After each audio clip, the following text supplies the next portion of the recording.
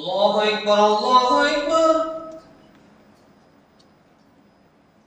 الله أكبر الله أكبر أشهد أن لا إله إلا الله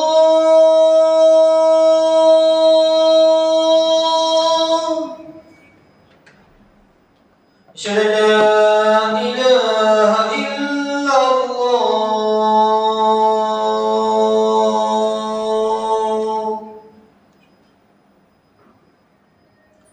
أشهد أن محمدا رسول الله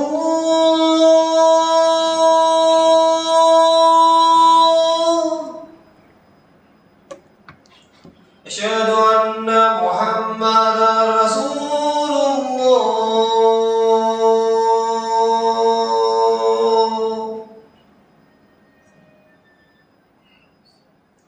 حي على الصلاة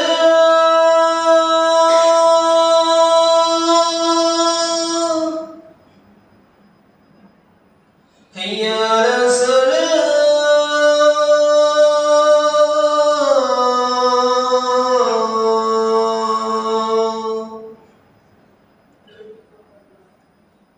حي على الفلاح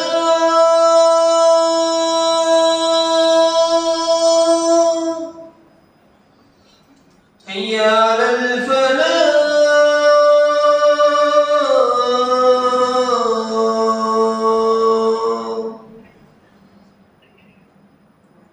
الله أكبر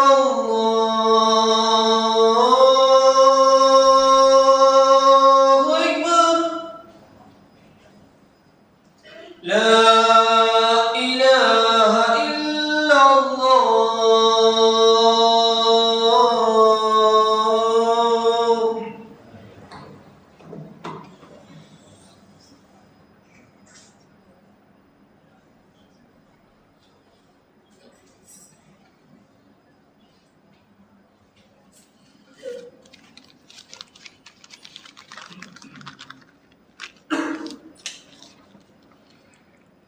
السلام عليكم ورحمة الله وبركاته.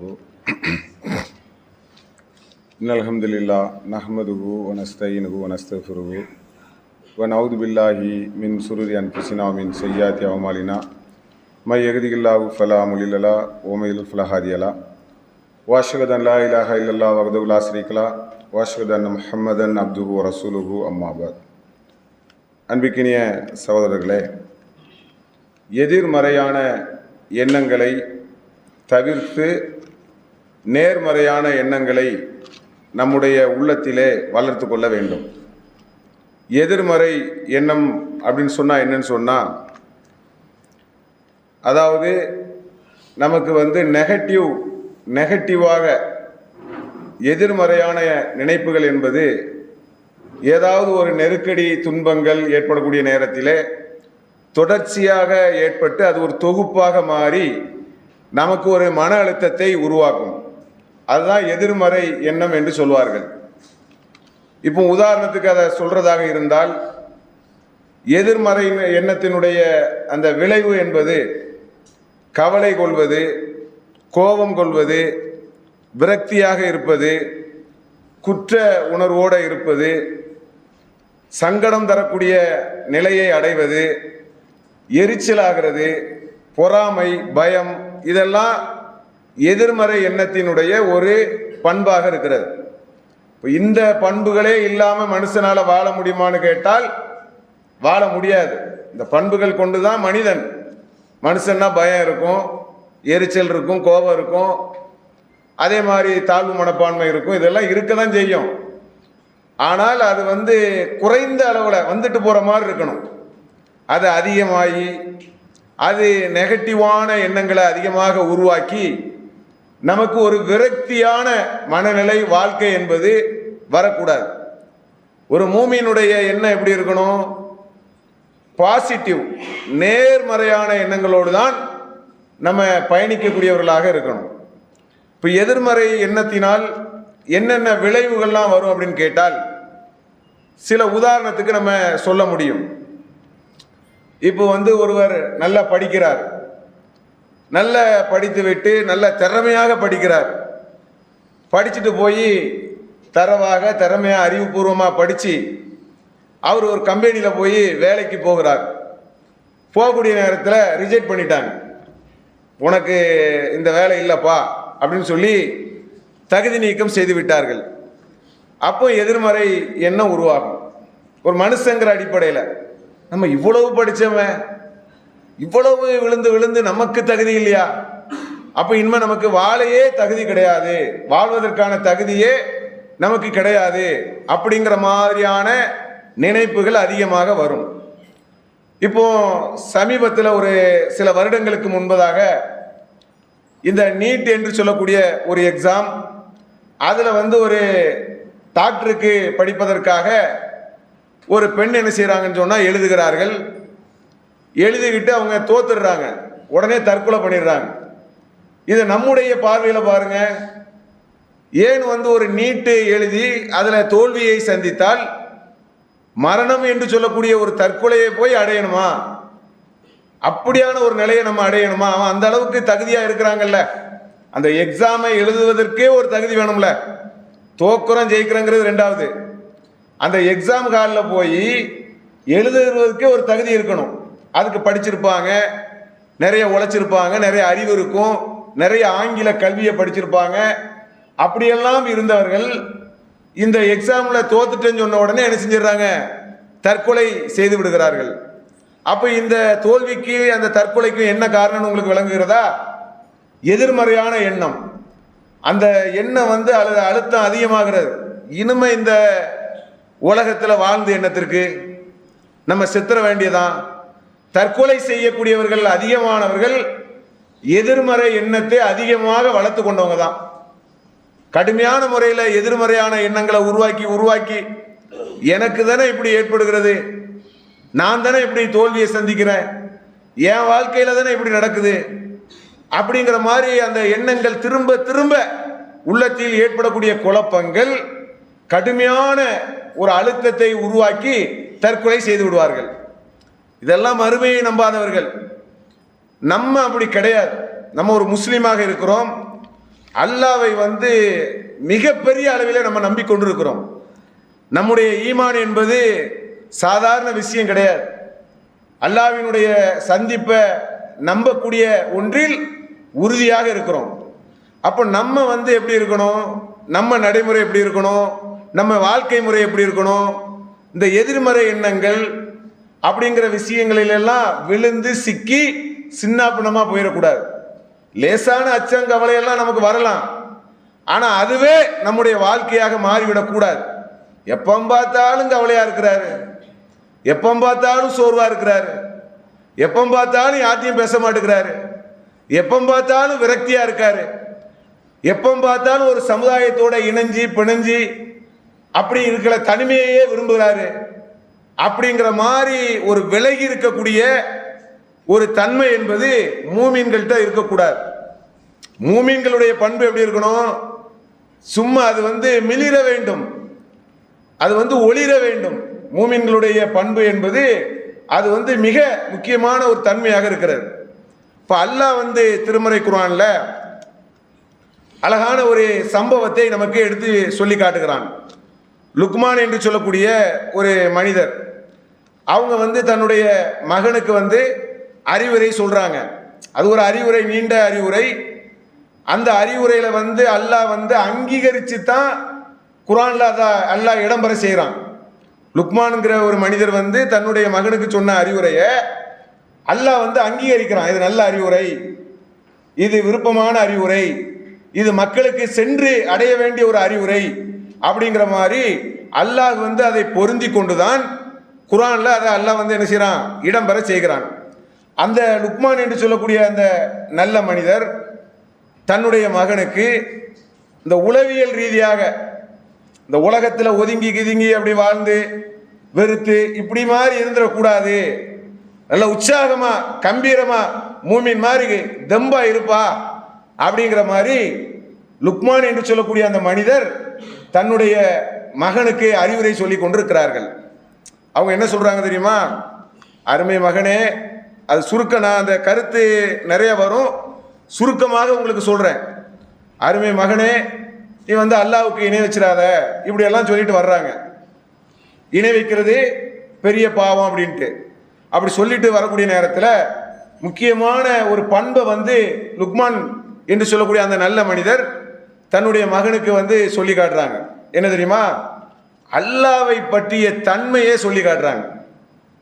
இதுதான் நமக்கு நேர்மறையான எண்ணத்தை வளர்க்குறதுக்கு ரொம்ப உதவியாக இருக்கும். நம்ம எதிர்மறையான எண்ணம் எப்போ நமக்கு வரும்? நம்ம ஏதாவது ஒரு விஷயத்தில் தோத்துட்டோன்னு வைங்க, அல்லது வியாபாரத்தில் வந்து நஷ்டம் அடைஞ்சிச்சின்னு வைங்க, அல்லது ஏதாவது ஒரு விஷயத்தில் முன்ன நடந்துச்சுன்னு வைங்களேன், ஒரே குழம்பிக்கிட்டு இருப்போம். நமக்கு ஒரு குழப்பம் வரும், இது நம்மளால தான் நடந்திருக்குமோ, இதை இப்படி செய்யாமல் அப்படி செஞ்சுருந்தா நல்லா இருந்திருக்குமே. நம்ம உள்ள என்ன சொல்லணும்னா, ஒரு ரெண்டு நான் அப்படி தான் செய்யணும்னு நினச்சேன், ஆனால் செய்யாமல் விட்டுட்டேன் அப்படின்னு ஒரு தடுமாற்றம் வருது இல்லை? அந்த தடுமாற்றம் வந்துட்டு போனால் பிரச்சனை இல்லை, ஒரு அலை மாதிரி வந்துட்டு போனால் பிரச்சனை இல்லை. தடுமாற்றமே நம்முடைய மனநிலையை மாறிடக்கூடாது தானே. அப்போ எப்படி வரணும்? அல்லாஹ்வாலத்தான் அனைத்தும் நடக்கிறது, அந்த உள்ள உளவியல் வரணும். நம்மளாலே நடந்துட்டு இருக்கிறது, நாமளா சுமந்துட்டு இருக்கிறோம், நமக்கு பெரிய அறிவு ஆற்றல் எல்லாம் இருக்குதா? நம்ம செஞ்சா எதுவுமே தோல்வியே வரக்கூடாதா? நம்ம என்ன எல்லாம் அறிஞ்ச ஆட்களா? நம்ம செஞ்சா தோல்வி வரலாம், நஷ்டம் வரலாம், நம்ம கேலி கிண்டல் இதுக்கெல்லாம் உள்ளாக கூடாதா? மனுஷன் நம்ம எல்லாத்துக்கும் உள்ளாகலாம், ஆனால் அல்லாஹ் வந்து அப்படி கிடையாது. அல்லாஹ் தான் நுண்ணறிவாளன், ஞானமிக்கவன். அப்போ லுக்மான் அலைஹிஸ்ஸலாம் அவர்கள் சொல்றாங்க, என் அருமை மகனே, அல்லாஹ் வந்து நீ எப்படின்னு தெரிஞ்சுக்கோ. எப்படின்னு கேட்டால், அவன் வந்து பாறைக்கு உள்ளேயோ அல்லது வானத்தின் மேலேயோ அல்லது பூமிக்கு கீழேயோ கடுகு அளவு அல்லது அதை விட சின்னதாக இருந்த ஒரு பொருளை கூட அவன் கொண்டு வர ஆற்றல் உடையவனாக இருக்கிறான். இன்னல்லாக லத்தீஃபுன் கபீருன், அவன் எப்படிப்பட்டவன் என்று சொன்னால் நுட்பமானவன், நன்கு அறிந்தவனாக இருக்கிறான். அப்படின்னா என்ன செய்தி? என் அருமை மகனே, நீ நுட்பமானவன் கிடையாது, நீ நன்கு அறிந்தவன் கிடையாது. நீ வந்து உலகத்தில் இருக்கக்கூடிய எல்லா விஷயத்தையும் அறிஞ்சு எந்த இழப்பையுமே நீ சந்திக்காத ஒரு ஆள்லாம் கிடையாது. நீ பலகீனமானவன், மனுஷன் பலகீனமான ஆள் தான். ஆனால் அல்லாஹ் தான் எந்த பலகீனத்திற்கும் அப்பாற்பட்டவனாக இருக்கிறான். இப்போ இது வந்து இந்த உள்ளத்தில் வந்து நம்ம உள்ளத்தில் போய் உட்காரணும். நம்ம எதை எடுத்தாலும் எப்படி நினைக்கிறோம்? எனக்கு இப்படி வரலாமா, எனக்கு ஒரு மாதிரி ஆகுத, என்னுடைய சூழல் என் குடும்பத்துக்கு இழப்பு வரலாமா, ஏன் உங்க குடும்பத்துக்கு, உங்களுக்கு, உங்க உறவினர்களுக்கு, உங்களை சுற்றி இருக்கக்கூடியவர்களுக்கு இழப்பே வரக்கூடாதா? துன்பமே வரக்கூடாதா? வரும். அப்போ அதை எதிர்கொள்ளக்கூடிய அந்த நிலையை கடந்து அதை பாடமாக எடுத்து நம்ம நேர்மறையான எண்ணத்தை நோக்கி பயணிச்சுக்கிட்டே இருக்கணும். அதே மாதிரி பாருங்க, லுக்மான் என்று சொல்லக்கூடிய அந்த மனிதர் தன்னுடைய மகனுக்கு அறிவுரை சொல்லக்கூடிய நேரத்தில், என் அருமை மகனே, வஸ்பிர் அலா மா அசாபக, உனக்கு ஏற்பட்டதற்கான நீ சகித்து கொள். எப்படி ஒரு பண்பை கற்றுக் கொடுக்காங்கன்னு பாருங்க. வஸ்பிர் அலா மா அசாபக, உனக்கு ஏற்பட்டதற்காக ஏற்படக்கூடிய ஏதாவது ஒரு துன்பங்கள் அப்படி ஏதாவது ஒன்று ஏற்படுச்சுன்னு சொன்னா நீ அதை சகிச்சுக்கோ. சகிப்புத்தன்மை உனக்கு இருக்கணும். அது எப்படின்னு கேட்டா, இன்னதாலிக்க மின் அஸ்மில் உமூர், அது வந்து ஒரு உறுதியான தன்மையாக இருக்கிறது அப்படின்னு சொல்லி அந்த மனிதர் வந்து அறிவுரை சொல்லி காட்டுறாங்க. அப்போ நமக்கு ஒன்று ஏற்படும்பா, பிரச்சனைகள் வரும், எதிர்மறையான நிகழ்வுகள்லாம் வரும், நீ சகிச்சுக்கிடணும். நம்ம பிள்ளைகளை கூட அப்படி வளர்க்கணும். நம்ம பிள்ளைகள், நம்முடைய உறவினர்கள், அல்லது ஏதாவது நம்ம குடும்பத்தில் இருக்கக்கூடிய நேரத்தில் நம்ம மனைவியுடைய மனநிலைகள், அவங்களுக்கெல்லாம் கூட நம்ம என்ன சொல்லணும்? எதுவுமே எதிர்காலங்கிறது நமக்கு எப்பவுமே எதுவுமே இருக்காதுன்னெலாம் கிடையாது. எல்லாத்தையுமே ஒரு மூமின் சந்திச்சுக்கிட்டு தான் இருக்கணும், சகிக்கணும். அப்போ நம்ம வந்து ஒரு சின்ன சின்ன விஷயங்களுக்காக விரக்தி அடைஞ்சு நம்ம சோர்வாயிடக்கூடாதுங்கிற அந்த தன்மை தான் நேர்மறையான எண்ணத்தை நமக்கு வந்து உருவாக்கும். இப்போ நீங்கள் யோசிச்சு பாருங்க, இஸ்லாம் நமக்கு இப்படி கற்று தருகிறது. நீட்டு தேர்வில் வந்து தோல்வி அடைஞ்சதுக்காக தற்கொலை பண்ணுறாங்க பாருங்க. அவங்க யோசிச்சு பாருங்க. ஏன் தற்கொலை பண்ணுற விஷயமா? ஏன் உங்களுக்கு டாக்டர் பட்டம் கிடைக்கலன்னு வச்சுக்கிடுவோமே, வாழ முடியாதா? கிடைச்சா என்னங்க, கிடைச்சதை வந்து நமக்கு அனுபவிக்கணும். கிடைக்கலன்னா எது கிடைக்கிறதோ அதை அனுபவிக்கணும். அதுதானே உலகம். அப்போ நம்ம நினைச்சதெல்லாம் உலகத்தில் நடக்குமா? நான் நினைச்சதெல்லாம் நடக்கணும், நான் நினைச்சது நடக்கவே மாட்டேங்குது. அப்படிங்கிற ஒரு நிலையில் தான் மனுஷனுக்கு என்ன வருகிறது? விரக்தி தன்மை வருகிறது. அதே மாதிரி பாருங்க, நமக்கு ஒரு முக்கியமான ஒரு பண்பை வந்து இஸ்லாம் நமக்கு கற்றுத்தருகிறது. என்னன்னு கேட்டால், நம்ம சுற்றி இருக்கிறாங்க இல்லையா, அவங்க கிட்ட வந்து நம்ம கொஞ்சம் பழகணும். அது உறவினர்களாக இருந்தாலும் சரி, நண்பர்களாக இருந்தாலும் சரி, குடும்பங்களாக இருந்தாலும் சரி, யாராக இருந்தாலும் சரி, கொஞ்சம் பழக்கத்தோடு தான் இருந்துகிட்டு இருக்கணும். ரொம்ப விலகி போகிறது, அப்படியே வெறுமனை ஆகிறது, ரொம்ப டிஸ்டன்ஸை மெயின்டைன் பண்ணுறது, சின்ன சின்ன விஷயங்களுக்கெல்லாம் அர்த்தம் வச்சு பொருள் வச்சு ஒரு ஒரு சின்ன கோபத்தில் அப்படி விலகி போகிறது, இதெல்லாம் வந்து நம்ம பண்புகளுக்கு உரியது கிடையாது. இப்படி பண்புகளை எல்லாம் நம்ம என்ன செய்யக்கூடாது? வளர்க்கக்கூடாது.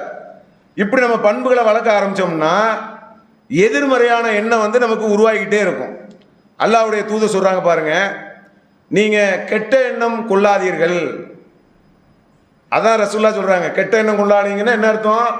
நெகட்டிவாகவே சிந்திக்காதீங்க. இப்படி இருக்குமோ, இதுக்காக தான் இவன் இப்படி சொல்லியிருப்பானோ, ஏன் இன்னைக்கு இவன் சிரிக்கலை, ஏன் இன்னைக்கு வந்து ஆள் ஒரு மாதிரி ஓடிட்டான், ஏன் நம்மளை பார்த்துக்கிட்டு இப்படி பண்ணலை, அப்படி ஒரு ஆள் மீது எவ்வளவு எண்ணங்களை நம்ம வைக்கிறோம். அந்த எண்ணங்களை எப்படி நம்முடைய உள்ளத்தில் வந்து சேர்த்து வச்சிருக்கிறோம். அதுக்கு பிறகு நம்ம அதுக்கு பதிலடி கொடுக்கணும். அவன் என்ன பார்க்கலல்ல, பேசலல்ல, நானும் பேச மாட்டேன், அவன் என்ன நினைப்புல அந்த ஆள் போயிருப்பானோ தெரியாது. அது அல்லாஹ்வுடைய தூதர் சொல்றாங்க பாருங்க, அந்த கெட்ட எண்ணம் கொள்ளக்கூடாதுங்கிறத, நெகட்டிவ் எண்ணங்கள் வரக்கூடாதுங்கிறத நபிகள் நாயகம் ஸல்லல்லாஹு அலைஹி வஸல்லம் அவர்கள் அல்லாஹ்வுடைய தூதர் சொல்றாங்க. நீங்கள் கெட்ட எண்ணம் கொள்ளாதீர்கள். அதே மாதிரி கெட்ட எண்ணம் கொள்வதுதான் பொய்யை பேச வைக்கும். துருவி துருவி நீங்கள் ஆய்வு செய்யாதீர்கள். ரொம்ப துருவி துருவி ஒன்றையும் நம்ம என்ன செய்யக்கூடாது? பிறருடைய வாழ்க்கை, அவங்களுடைய குடும்ப பின்னணி, அவங்களுடைய சூழல், அவங்களுடைய நல்லது கெட்டது, அப்படி துருவி துருவி ஆய்வு செஞ்சுக்கிட்டே இருக்கக்கூடாது. ஏன் அவர் ஏன் ஆஸ்பத்திரிக்கு போனார், ஏன் அந்த குடும்பத்தில் அப்படி நடந்துச்சு, ஏன் இப்படி ஆயிடுச்சு, ஆஸ்பத்திரிக்கு யாரும் போகக்கூடாதா, ஏன் அவங்க ஏன் இன்னைக்கு அவங்க சோர்வாக இருக்கணும், பார்த்தீங்களா எப்படி சோர்வாயிட்ட, எல்லாம் அவ்வளோதான், முடிஞ்சு போச்சு, அவங்க வாழ்க்கையே முடிஞ்சு போச்சுங்க, இப்படின்னு சொல்லி நிறைய நெகட்டிவான எண்ணங்களை வந்து பிறர் மீது நம்ம வைப்பதை வந்து தவிர்க்கணும். அப்போ பிறர் மீது நீங்கள் பாசிட்டிவான நேர்மறையான எண்ணங்களை நீங்கள் கொள்ளக்கூடிய நேரத்தில் நம்ம எப்படி இருப்போம்? நம்ம உள்ளத்தில் மற்றவர்களை பற்றி எதிர்மறையான எண்ணங்களை சேர்க்க சேர்க்க தான் நமக்கு நிறைய சங்கடம் வருது. நம்ம பிறரை பற்றி நிறைய நல்லெண்ணம் கொள்கிறோம். சரி, இப்படி இருக்காது, நல்லாதான் இருக்கும், நல்லதை நினைப்போமே, நல்லதாக நினைப்போமே, இப்போ என்ன ஆகி போச்சு அப்படின்னு அந்த நல்லது மாதிரியே நீங்கள் நினச்சி பாருங்க. நீங்கள் உலகத்தில் அவ்வளவு நிம்மதியாக இருக்கலாம், மிக நிம்மதியாக பயணிச்சுக்கிட்டு போய்கிட்டே இருக்கலாம். அப்போ இஸ்லாம் நமக்கு இந்த தத்துவங்களை கற்றுத்தருகிறது. பாருங்க, அந்த லுக்மான் என்று சொல்லக்கூடிய நல்ல மனிதர் அவங்க மகனுக்கு சொல்லக்கூடிய அறிவுரையில் இன்னொரு அறிவுரை சொல்கிறாங்க பாருங்க.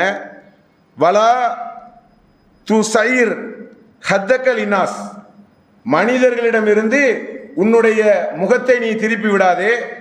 வலா எம்சி ஃபில் அர்லி மரஹா, பூமியிலே ஆணவத்தோடு நடக்காத. எப்படி சொல்றாங்க பாருங்க. வலா தம்சி ஃபில் அர்லி மரஹா, பூமியிலே ஆணவத்தோடு நடக்காத, மனிதர்களை விட்டு முகத்தை திருப்பாத. மனிதர்களை விட்டு முகத்தை திருப்புறதுனால நமக்கு உளவியல் பிரச்சனை வருது.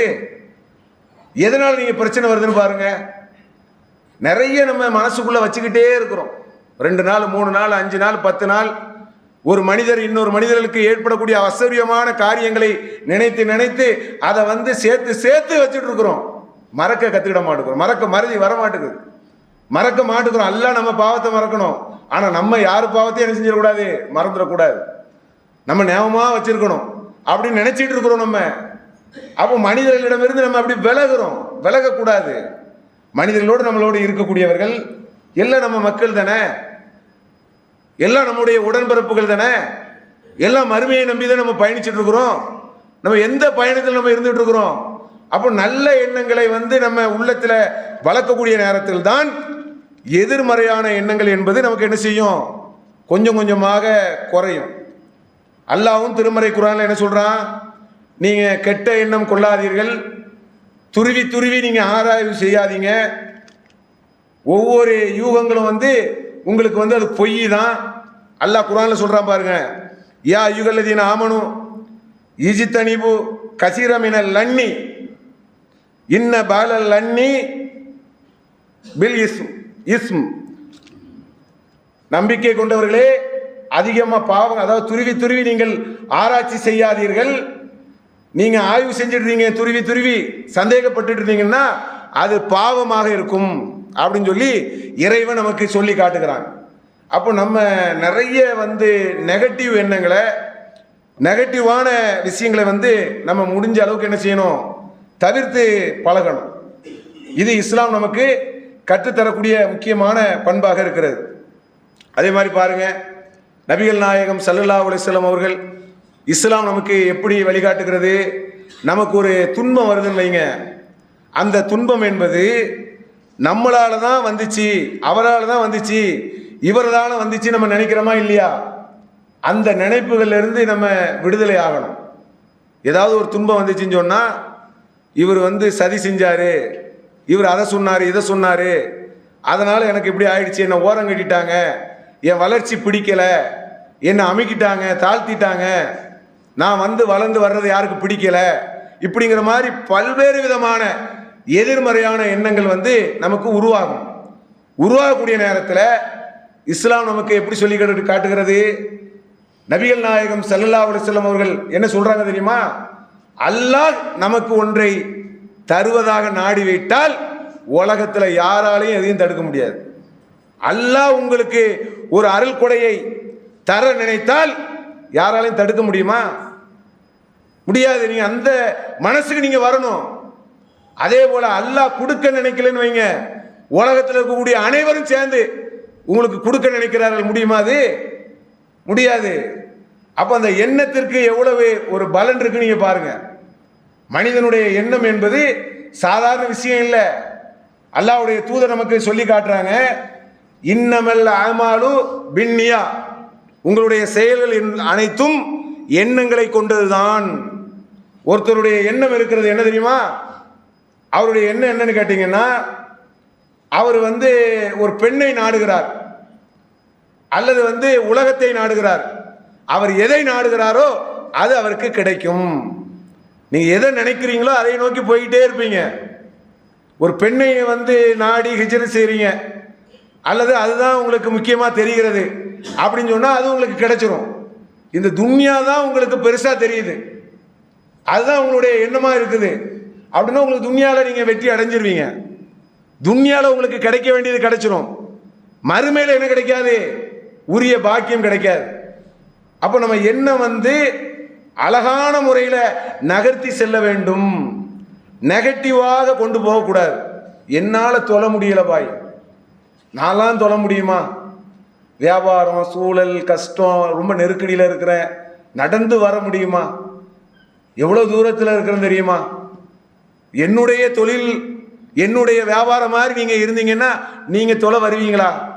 நம்ம எண்ணம் எப்படி இருந்தால் நீங்கள் எப்படி தொலை வர முடியும்? நெகட்டிவாகவே முடியாது, செய்ய முடியாது, என்னால் முடியாது, எனக்கு வயசாகி போச்சு, அல்லது நான் வியாபாரத்தில் பிஸியாக இருக்கிறேன் அப்படிங்கக்கூடிய எதிர்மறையான எண்ணங்களை உள்ளத்தில் பதிவு செய்யக்கூடிய நேரத்தில் எப்படி உங்களால் ஒரு செயலை ஈடுபட முடியும்? நல்ல காரியங்கள் எப்படி செய்ய முடியும்? நினைக்கணும், நான் இவ்வளோ காலம் விட்டு தள்ளு, இவ்வளோ காலம் என்னுடைய வயசு போயிடுச்சு, காலம் போயிடுச்சு, என்னுடைய நாட்கள் போய்விட்டது, கழிந்து விட்டது, முடிஞ்சு போச்சு, அது பிரச்சனை இல்லை. இன்னும் கொஞ்ச நாள் இருக்கிறது, நான் நல்ல பலமான ஈமானோட வாழ்ந்து மரணிக்கணும்னு நினைக்கிறேன், ஒழுக்கமாக இருக்கணும்னு நினைக்கிறேன், பண்பாளனாக சிறந்தவனாக இருக்கணும்னு நினைக்கிறேன், அல்லாஹ்வுடைய வேதத்தை நான் இன்னும் படிக்கணும்னு நினைக்கிறேன். அப்படிங்கிற மாதிரி நேர்மறையான எண்ணத்தை நீங்க உருவாக்கி பாருங்க. அல்லாஹ்வுடைய தூதர் சொன்னாங்கல்ல, நீங்கள் எதை நினைத்தீர்களோ அதை அடைவீர்கள். தொழணும், கரெக்டா தொழணும், தொழுகையை விட்டுறக்கூடாது, வேதத்தை படிக்கணும், படிக்கிறத விட்டுறக்கூடாது, அல்லாஹ்வுடைய பிடியில இருந்து நம்ம சிக்காம நேர்வழியோடு பயணிக்கணும், அதனால அல்லாஹ்வை நினைக்கணும் அப்படிங்கிற அந்த எண்ணத்தோட நீங்க அப்படியே உள்ளத்தை நேர்மறையா கொண்டு போகும்போது உங்களுடைய விடை எப்படி இருக்கும்? என்ன நினைச்சீங்களோ அதான் கிடைக்கும். அதான் நபிகள் நாயகம் ஸல்லல்லாஹு அலைஹி வஸல்லம் அவர்கள் சொல்றாங்க, நீங்கள் எதை நினைக்கிறீர்களோ அதை பெறுவீர்கள். உங்களுடைய எண்ணம் தான் செயலாக இருக்கிறது.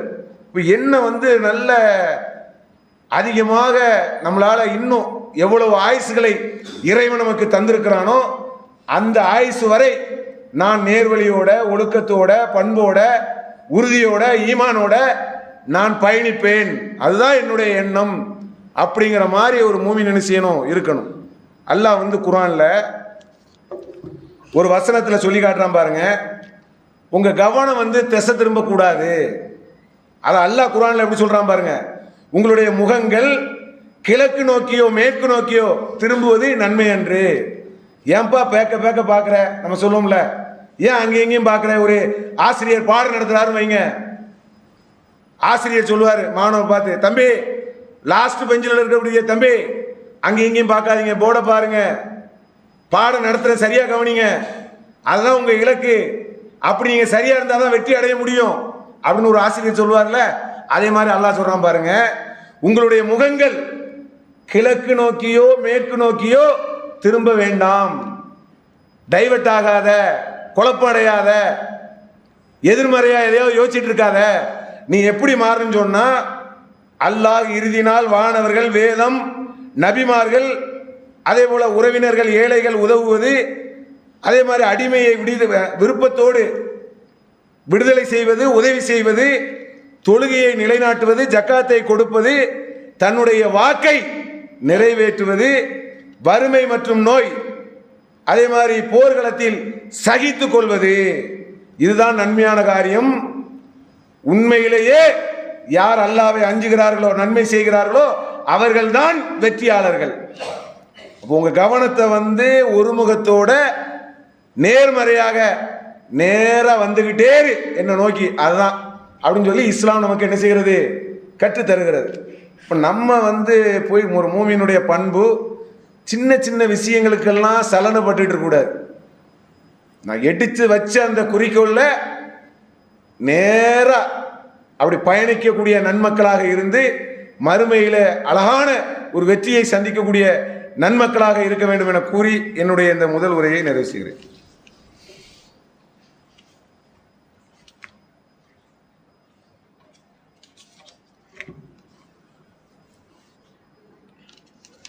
அல்ஹம்துலில்லாஹி ரப்பில் ஆலமீன். அன்பான சகோதரர்களே, நம்முடைய மார்க்கத்தில் தர்பியா என்று சொல்லக்கூடிய ஒரு நிகழ்ச்சி நம்ம அடிக்கடி எல்லா இடங்களிலும் நடத்துகிறோம். தர்பியா என்பது மார்க்கத்தை நம்ம வளர்த்து கொள்வதற்கான ஒரு பயிற்சி களம். அது ஒரு ஒழுக்கத்தை, பண்பை ஒரு கூட்டாக இருந்து வளர்த்துக்கிறதுக்கு இஸ்லாம் நமக்கு கட்டி தந்திருக்கக்கூடிய ஒரு வழிமுறையாக இருக்கிறது. அல்லாஹ் குர்ஆன்ல சொல்லி காட்டுறான், நன்மையிலையும் இறை அச்சத்திலும் ஒருவருக்கு ஒருவர் உதவி கொள்ளுங்கள், பாவத்திலும் வரம்பு மீறுவதிலும் ஒருவரை விட்டு ஒருவர் விலகி கொள்ளுங்கள். இப்போ நன்மையான காரியங்கள், இறையச்சமான காரியங்கள்ல ஒருவருக்கு ஒருவர் உதவியாக இருங்கள். இப்போ தர்பியாங்கிறது என்னது? ஒருவருக்கு ஒருவர் நம்ம என்ன செய்கிறோம், மார்க்கத்தை கற்றுக்கிடுறோம், உண்மையை பேசுகிறோம், அல்லாஹ்வை பற்றி அந்த இடத்துல பேசுகிறோம், இறையச்சத்தை அதிகமாக பேசுகிறோம், மறுமையை பேசுகிறோம், சொர்க்கத்தை பற்றி பேசுகிறோமா இல்லையா? இதுதான் தர்பியா. இப்போ தர்பியாக்கள் எதுவுமே நடக்கலை, நம்ம என்ன செய்வோம்? நம்மளா உட்காந்து ஒரு தனி நபரால் ஒரு தர்பியா நடத்த முடியுமா? எல்லாரும் ஒரு ஆள் இருக்கிறாரு, அவங்க குடும்பத்தில் உட்காந்து தர்பியா நடத்துவாரா? அவர் குடும்பத்தில் நடத்தக்கூடிய தர்பியாவுக்கு நம்ம போக முடியுமா? போக முடியாது. ஏன்னா அங்கே ஆண்கள் பெண்கள் என்று வேற வேற ஆட்கள் இருப்பாங்க. அப்போ ஒரு ஜமாத்தாக இருக்கும்போது, கூட்டாக இருக்கும்போது, நம்ம ஒரு சபையில் இருந்து நன்மை ஏவி தீமையை தடுக்கக்கூடிய ஒரு சபையாக இருந்து தர்பியாக்களை நம்ம நடத்துகிறோம். நம்முடைய கிளையின் சார்பாக இன்ஷா அல்லாஹ் வரக்கூடிய சனிக்கிழமை மற்றும் ஞாயிற்றுக்கிழமை 2 நாள் அல்லாஹ்வுடைய கிருபையினால தர்பியா ஏற்பாடு செய்யப்பட்டிருக்கிறது. அதாவது சனிக்கிழமை இன்ஷா அல்லாஹ் இரவு, அது கிட்டத்தட்ட இரவு 10 மணி முதல் காலையில் வரைக்கும் ஆண்களுக்கு இந்த தகஜி தொழுகெல்லாம் வருதா இல்லையா, எல்லாம் ஏற்கனவே தெரிஞ்சது தான். இருந்தாலும் ஒரு தர்பியத்து வேணும்ல, மறுபடியும் ஒரு பயிற்சி வேணும்ல. ஜனசா பயிற்சி, கேள்வி பதில், இது மாதிரி நிறைய விஷயங்கள் இருக்கும். பெண்களுக்கு என்ன செய்கிறாங்க, மறுநாள் ஞாயிற்றுக்கிழமை 5 மணியிலிருந்து இரவு 8 மணி வரை பெண்களுக்கும் நம்ம கிளையின் சார்பாக வைக்கிறாங்க. அப்போ இந்த 2 விஷயங்களிலும் மூமினான ஆண்களும் மூமினான பெண்களும் நம்முடைய கிளையில் ஏற்பாடு செய்யப்பட்டிருக்கக்கூடிய தர்பியால இதை விட நமக்கு வேற என்ன சந்தோஷம் இருக்கு? நம்ம என்ன ஆடல் பாடல் கூத்து ரெஸ்டாரண்ட் எங்கேயா ஓட போறோம்? நமக்கு அந்த குர்ஆன் வசனமும் அதிசயம் கேட்கிற இந்த மகிழ்ச்சியை தவிர நமக்கு வேற எதுவுமே கிடையாது. அதனால அந்த தர்பியாவை மிக அழகான முறையில் கலந்து கொண்டு சிறப்பிக்கும்படி அன்போடு கேட்டுக்கொள்கிறேன். அஸ்ஸலாமு அலைக்கும்.